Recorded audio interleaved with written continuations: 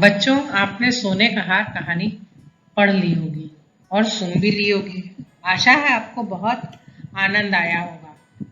अब मैं इसमें आपको कठिन शब्दों के अर्थ बताती हूँ। आप अपनी पुस्तक में उन शब्दों को रेखांकित करिए और उनका अर्थ भी समझ लीजिए। बात बहुत पुरानी है। मगध राज्य के एक गांव में एक माली अपने परिवार के साथ रहता था। वह दिन भर बगीचे में कड़ी मेहनत करके फूल उगाता था। कड़ी कड़ी का मतलब होता है बहुत ज्यादा है। कड़ी के नीचे रेखा खींच लो और उन्हें बेचकर जो मिलता उसी में निर्वाह करता था। निर्वाह करना माने बिताना है, अपना जीवन यापन करना। वह गरीब था पर मेहनती और ईमानदार भी था। एक दिन माली फूल बेचने गया था। घर में उसकी बेटी और पत्नी थी।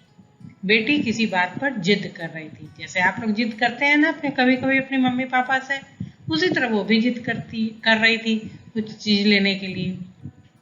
जब माँ ने डांटा तो वो रोने लगी।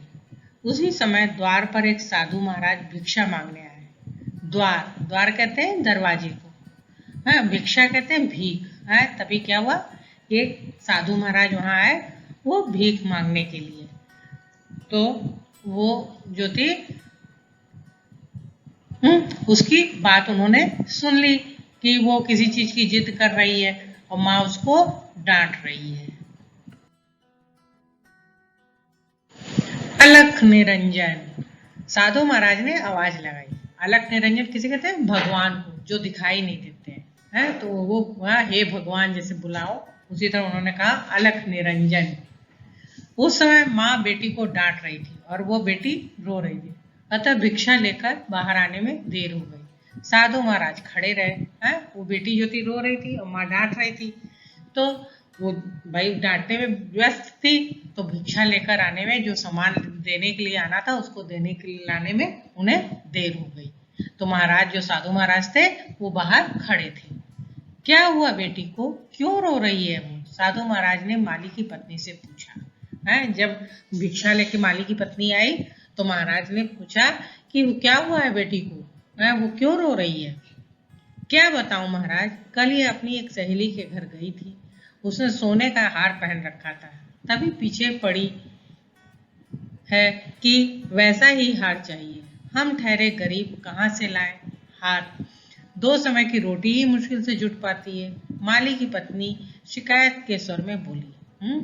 तो उसने बताया कि उसकी पत्नी ने, माली की पत्नी ने महाराज को बताया कि ये जो थी उसकी बेटी कल अपनी एक सहेली के घर गई थी, अपनी एक फ्रेंड के घर गई थी, और वहां उसकी सहेली ने एक हार पहन के रखा था।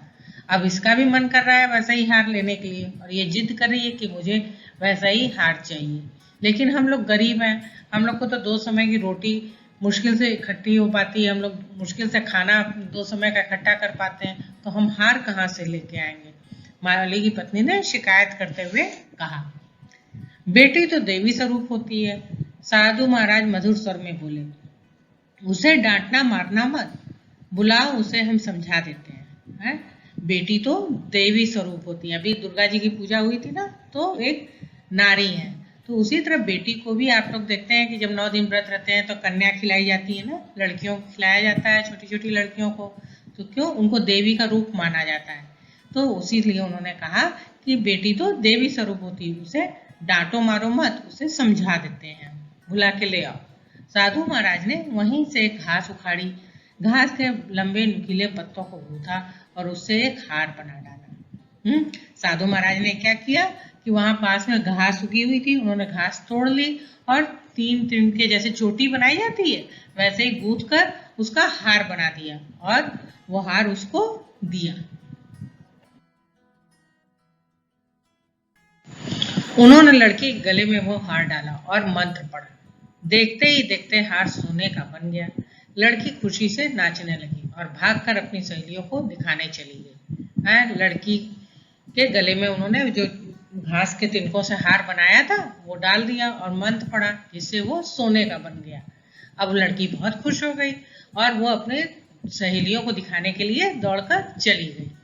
हार इतना सुंदर था कि उसकी चर्चा गांव भर में होने लगी है। सब लोग बात करने लगे, अरे देखो उसका हार कितना सुंदर है, सोने का हार है, माली की लड़की का हार सोने का है। कुछ लोगों को ईर्ष्या हुई। ईर्ष्या को रेखांकित करिए। ईर्ष्या का मतलब होता है जलन होना, जेलेसी होना। और किसी ने जाकर राजा तक बात पहुंचा दी कि माली की बेटी ने जो हार पहना है वो अति सुंदर है। कोई, अब बहुत से लोग जलते हैं कि भाई ये गरीब आदमी के पास इतना महंगा हार कहाँ से आ गया। तो उन्होंने जाके बात राजा को बता दी कि राजा से कहा कि माली की बेटी के पास एक बहुत ही सुंदर हार है। हो सकता है किसी अमीर के घर से चुराया हो, क्योंकि ऐसा कीमती हार केवल कोई धनवान या राजा महाराजा ही खरीद सकता है। उसने जाके जिसने भी कहा था राजा से, उसने कहा कि ये शायद इसने कहीं से चुरा लिया है, क्योंकि इतना महंगा हार तो या तो कोई अमीर आदमी के पास होगा या किसी राजा के पास होगा। ये तो गरीब है, इसके पास हो ही नहीं सकता है। राजा ने अधिक छानबीन किए बिना ही मन में गांठ बांध ली। छानबीन माने खोज करना है, पता करना। छानबीन को रेखांकित कर लो। मन में गांठ बांधना माने निश्चय कर लेना है। मन में गांठ बांधना एक मुहावरा होता है, उसके नीचे भी रेखांकित कर लीजिए कि माली हार चुरा कर लाया है।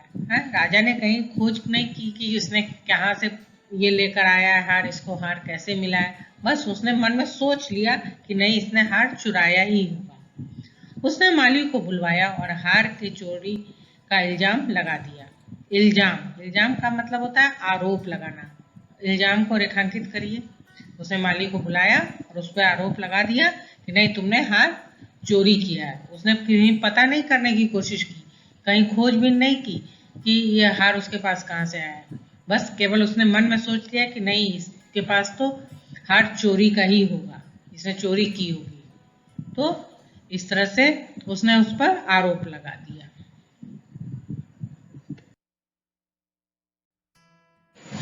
पहले तो माली घबरा गया, पर शीघ्र संभल कर दृढ़ स्वर में बोला। दृढ़ के नीचे अंडरलाइन करिए। दृढ़ का मतलब होता है मजबूत।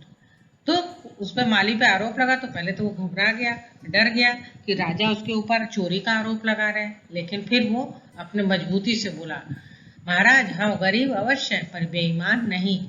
हाँ, यह हार हमने नहीं चुराया, यह हम पर एक साधु बाबा की कृपा का फल है। उसने कहा कि हम गरीब हैं लेकिन बेईमानी नहीं करते, हम चोरी नहीं करते हैं, और ये हार हमने चुराया भी नहीं है।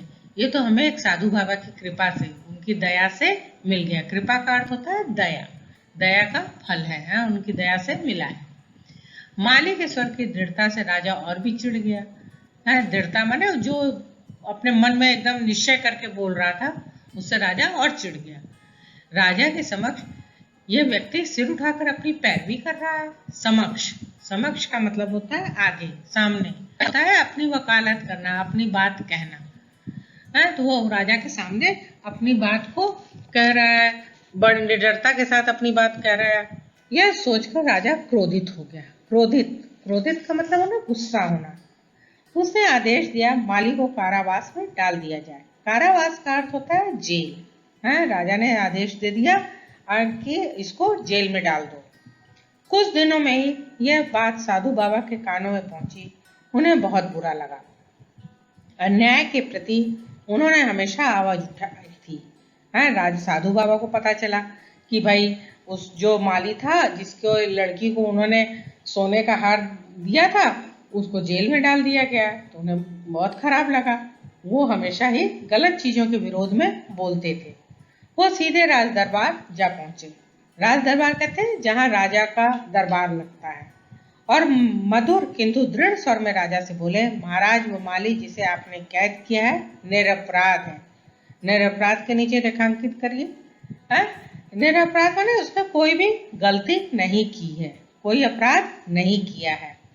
साधु बाबा, यह आप कैसे साबित कर सकते हैं कि माली निर्दोष है? निर्दोष का अर्थ होता है किसने कोई भी गलत काम नहीं किया है।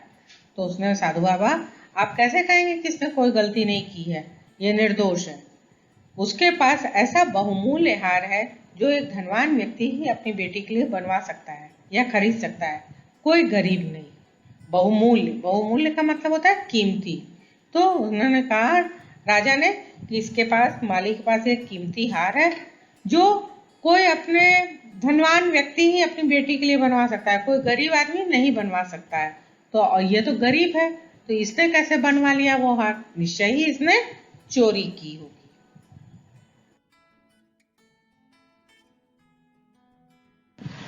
महाराज वो हार मैंने उसे दिया है, उसने चुराया नहीं है। वह गरीब अवश्य है परंतु बेईमान नहीं।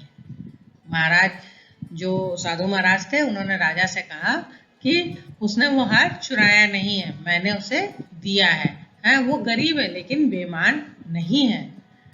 तो आप कहाँ से लाए ऐसा हार? राजा ने साधु बाबा से पूछा। अब राजा ने पूछा कि आप जब आपने उसे दिया तो आपको यह हार कहाँ से मिला, आप बताइए। साधु बाबा हंसकर बोले, अभी बताता हूँ। फिर उन्होंने आंखें बंद करके मंत्र पढ़ा। देखते ही देखते राजा का महल सोने का बन गया। चारों ओर हजारों सूरज की चमक जैसा प्रकाश बिखर गया। राजा भौचक्का होकर देखता रहा। भौचक्का का मतलब होता है आश्चर्यचकित होना। भौचक्का के नीचे रेखा खींचिए। तो उसने आंखें बंद करके साधु महाराज ने फिर से मंत्र पढ़ा। जैसे उन्होंने पहले मंत्र पढ़ा था और घास का हार बना दिया था, उसी तरह से फिर उन्होंने मंत्र पढ़ा और क्या हुआ, राजा का महल जो था सोने का बन गया और ऐसे चमकने लगा जैसे हजारों सूरज चमक रहे हो। सूरज की रोशनी भी पीली होती है और सोना भी पीला होता है, तो वैसे ही चमकने लगा और राजा ये सब देखकर आश्चर्यचकित हो गया। महाराज, इस समय आपका यह महल सोने का है, यह आपने तो नहीं बनवाया, ना आप बनवा सकते हैं, तो फिर आपने ये कहाँ से चुराया है? साधु बाबा ने पूछा। अब साधु बाबा ने पूछा, महाराज आपका महल तो अब सोने का है और आपने ये बनवाया भी नहीं है, ना आपके पास इतना है कि आप बनवाएं उसे, तो आप कहाँ से चुरा के लाए इस महल को? राजा निरुत्तर था। निरुत्तर का मतलब होता है कोई जवाब ना होना। निरुत्तर के नीचे रेखांकित करिए। उसने अपना सिर झुका लिया। उसने साधु बाबा से क्षमा मांगी और माली को जेल से रिहा करने का आदेश दिया। अब वो उसके राजा के पास कोई जवाब भी नहीं था, बेचारा शर्म से सिर झुका लिया और उसने साधु बाबा से माफी मांगी और माली को जेल से छोड़ दिया, रिहा कर दिया, मैंने छोड़ दिया।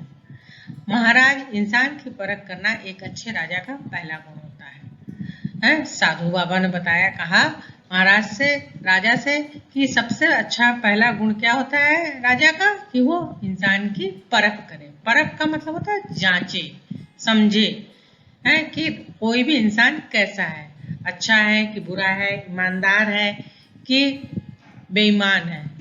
हर गरीब व्यक्ति चोर नहीं होता और हर राजा या अमीर व्यक्ति ईमानदार नहीं होता। साधु बाबा बोले। साधु बाबा ने कहा, कोई जरूरी नहीं कि जो गरीब है वो चोर ही हो और जो अमीर है वो ईमानदार हो, ऐसा कोई जरूरी नहीं है। हर कोई दूसरे तरह का भी हो सकता है। गरीब व्यक्ति चोर भी हो सकता है, नहीं भी हो सकता है। अमीर व्यक्ति भी कोई जरूरी नहीं है कि चोर नहीं होगा, ना वो ईमानदार ही होगा, ऐसा कोई जरूरी नहीं है। अपनी भूल स्वीकार करते हुए राजा ने साधु बाबा के चरण पकड़ लिए और माली को अपने बाग का खास माली नियुक्त कर दिया। राजा को अपनी भूल मालूम हुई कि उन्होंने गलत काम किया था। फिर उन्होंने साधु बाबा के पैर पकड़ लिए और उनसे माफी मांगी और माली को अपने बाग का, अपने महल के बाग का मुख्य माली नियुक्त कर दिया, उसको अपॉइंट कर दिया। नियुक्त का नीचे अंडरलाइन कर लीजिए। नियुक्त करना मतलब वहां पे तैनात करना, वहां वो पद दे देना, तो नियुक्त कर दिया।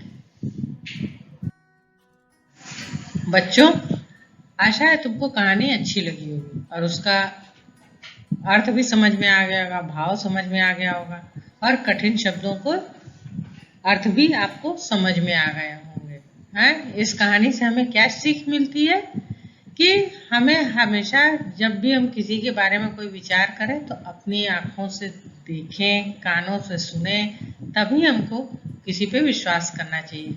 ऐसे नहीं होना चाहिए कि हमें कोई कुछ कहे और हम उसकी बात पर विश्वास कर लें।